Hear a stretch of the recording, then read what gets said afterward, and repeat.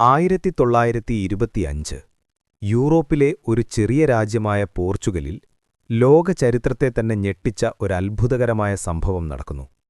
ഒരു ചോദ്യം കൊണ്ട് നമുക്ക് തുടങ്ങാം. ഒരു തട്ടിപ്പിൽ ഉപയോഗിച്ച പണം യഥാർത്ഥമാണെങ്കിൽ? അതെ, നിങ്ങൾ ശരിയായി കേട്ടു. ഇതൊരു കള്ളനോട്ട് കഥയല്ല. ഇത് യഥാർത്ഥ പണം ഉപയോഗിച്ച ഒരു തട്ടിപ്പിന്റെ കഥയാണ്. ഇന്ന് നമ്മൾ കേൾക്കാൻ പോകുന്നത് ചരിത്രത്തിലെ ഏറ്റവും അതിശയകരമായ സാമ്പത്തിക തട്ടിപ്പുകളിലൊന്നായ പോർച്ചുഗീസ് ബാങ്ക്നോട്ട് പ്രതിസന്ധി 1925 കഥയാണ്. ആ കാലത്ത് പോർച്ചുഗൽ ഒരു സ്ഥിരതയില്ലാത്ത സാഹചര്യത്തിലായിരുന്നു.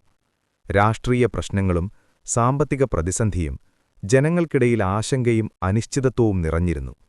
അത്തരമൊരു സമയത്താണ് ഈ കഥയിലെ പ്രധാന കഥാപാത്രം രംഗത്തെത്തുന്നത്. ഒരു മനുഷ്യൻ. അവന്റെ ബുദ്ധി അത്യന്തം മൂർച്ചയുള്ളത്. പക്ഷേ അവൻ തിരഞ്ഞെടുത്ത വഴി തെറ്റായിരുന്നു.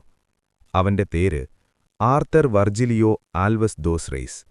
ഒരു സാധാരണ കുടുംബത്തിൽ ജനിച്ച ഈ മനുഷ്യൻ ജീവിതത്തിൽ വലിയ ഉയരങ്ങൾ നേടണമെന്ന ആഗ്രഹം ചെറുപ്പം മുതൽ തന്നെ പുലർത്തിയിരുന്നു. പക്ഷേ അവൻ അതിനായി സത്യസന്ധമായ വഴികൾ തിരഞ്ഞെടുക്കാൻ തയ്യാറായിരുന്നില്ല. അവൻ തുടക്കം കുറിച്ചത് ചെറിയ തട്ടിപ്പുകളിലൂടെയാണ്. വ്യാജരേഖകളുണ്ടാക്കൽ, അധികാരികളെ ചതിക്കൽ, ഇങ്ങനെ ഓരോ ഘട്ടവും മുന്നോട്ട് നീങ്ങി. അവൻ ഒരു കാര്യത്തിൽ അത്യന്തം കഴിവുള്ളവനായിരുന്നു: വിശ്വാസം നേടുന്നത്. ഒരു ദിവസം അവന്റെ മനസ്സിൽ ഒരു വ്യത്യസ്തമായ ആശയമുദിച്ചു.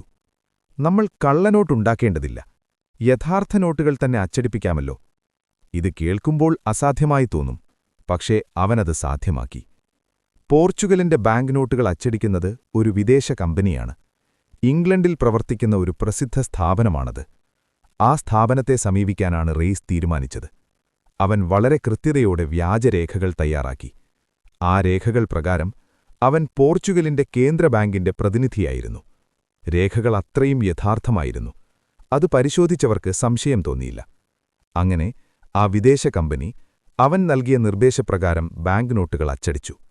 അതും സാധാരണ കള്ളനോട്ടുകളല്ല, രാജ്യം ഔദ്യോഗികമായി ഉപയോഗിക്കുന്ന യഥാർത്ഥ നോട്ടുകൾ. ഇപ്പോൾ കഥയിലെ ഏറ്റവും നിർണായക ഘട്ടം തുടങ്ങുന്നു. ഈ നോട്ടുകൾ കൈവശപ്പെടുത്തിയ റെയ്സ് അവ ഉപയോഗിച്ച് ബാങ്കുകളിൽ നിക്ഷേപം നടത്തി. വ്യാപാര സ്ഥാപനങ്ങൾ സ്വന്തമാക്കി. വലിയ സാമ്പത്തിക ഇടപാടുകൾ നടത്തി. അവൻ അതിവേഗം സമ്പന്നനായി. അവന്റെ ലക്ഷ്യം ഇവിടെ അവസാനിച്ചില്ല. അവൻ പോർച്ചുഗലിലെ ഒരു പ്രധാന ബാങ്ക് തന്നെ നിയന്ത്രിക്കാൻ ശ്രമിച്ചു.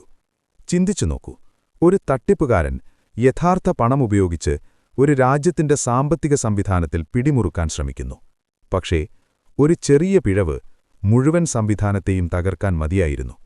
രാജ്യത്തൊരു വിചിത്രമായ അവസ്ഥ രൂപപ്പെട്ടു. ഒരേ സീരിയൽ നമ്പറുള്ള നോട്ടുകൾ പല സ്ഥലങ്ങളിലും കണ്ടെത്തപ്പെട്ടു. ബാങ്കുകൾക്ക് സംശയം തോന്നി. ഇതെങ്ങനെ സംഭവിച്ചു? അന്വേഷണം ആരോപിച്ചു. ആദ്യത്തിൽ അവർ വിചാരിച്ചത് ഇതൊരു സാധാരണ കള്ളനോട്ട് കേസായിരിക്കുമെന്നാണ്. പക്ഷേ അവർ കണ്ടെത്തിയത് അതിലും ഭയാനകമായിരുന്നു.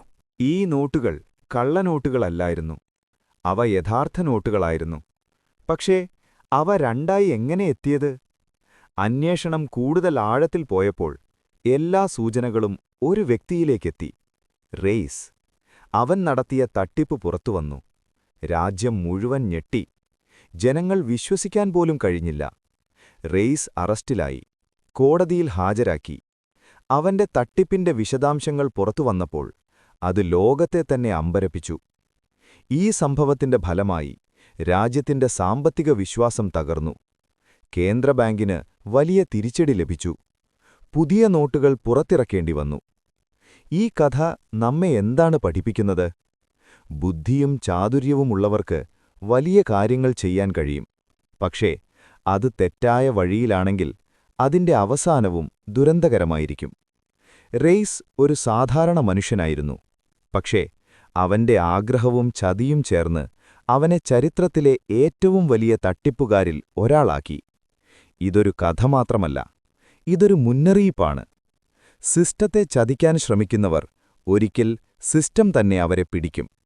ഇത്തരത്തിലുള്ള കൂടുതൽ രസകരമായ ചരിത്രകഥകൾ നിങ്ങൾക്കിഷ്ടമാണെങ്കിൽ ഈ വീഡിയോ ലൈക്ക് ചെയ്യാനും നിങ്ങളുടെ സുഹൃത്തുക്കളുമായി ഷെയർ ചെയ്യാനും ഞങ്ങളുടെ ചാനൽ സബ്സ്ക്രൈബ് ചെയ്യാനും മറക്കരുത്.